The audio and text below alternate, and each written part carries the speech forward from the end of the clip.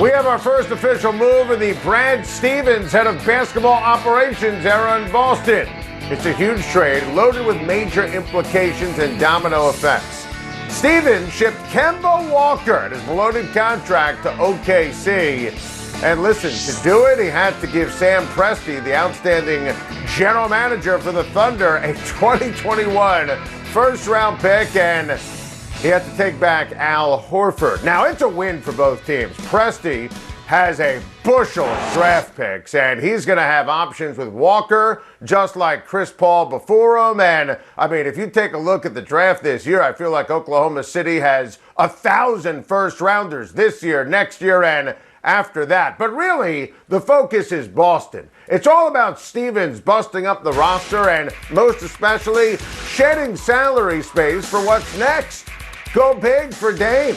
I think that if Dame is not going to Boston, Lonzo Ball would be a sensational fit, running the point, maximizing Jason Tatum, maximizing Jaylen Brown. I think Lonzo would be incredible. And suddenly, now the Celtics are going to have options and be in the mix all offseason. And it makes the coaching vacancy even more attractive to land Rick Carlisle or my guy, Chauncey Billups. Brad Stevens is smart. This is a prime example. Cleaning out bad Danny Ainge contracts. This is going to have to be the new normal. The Celtics, they have to be thinking big for next season. This move is a major step in that direction.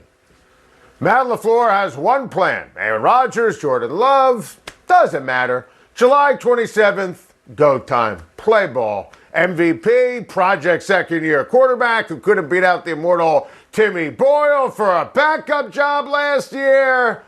All good. All good. All the same.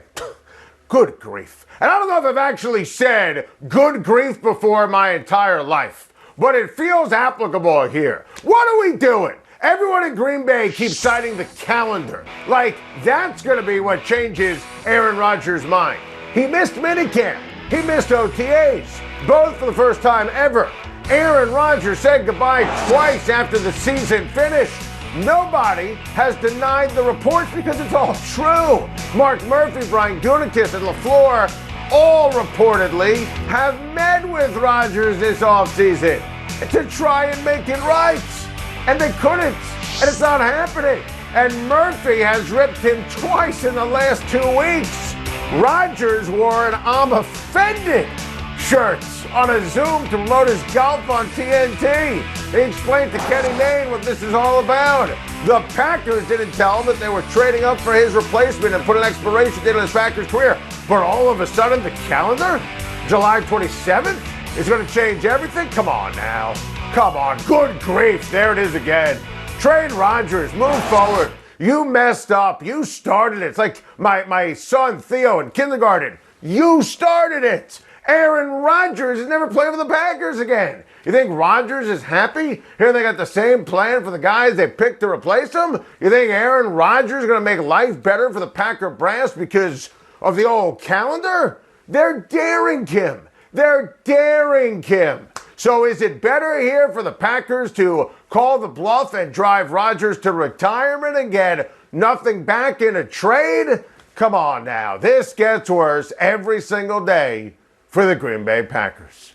Give Khris Middleton and the Bucks credit. It was a do-or-die situation, and frankly, the Brooklyn Nets were never really in it. Middleton arguably played his best game ever in a Bucks uniform with season and legacies on the line. And this is why I can get bent out of shape if we don't see a gem from Middleton, because he's always capable of this. He became a star in the regular season this year, a true and literal all-star. He was terrific in the first round against Miami, and boy, did he change everything last night. The energy was great. Giannis and the Bucks fed off the home crowd.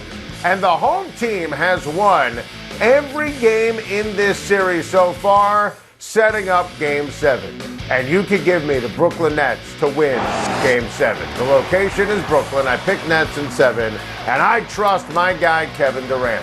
He is the most trustworthy, dominant player on the court come Saturday night in a win-or-go-home game. I credit the Bucks for last night, but I do not advance those positive thoughts forward.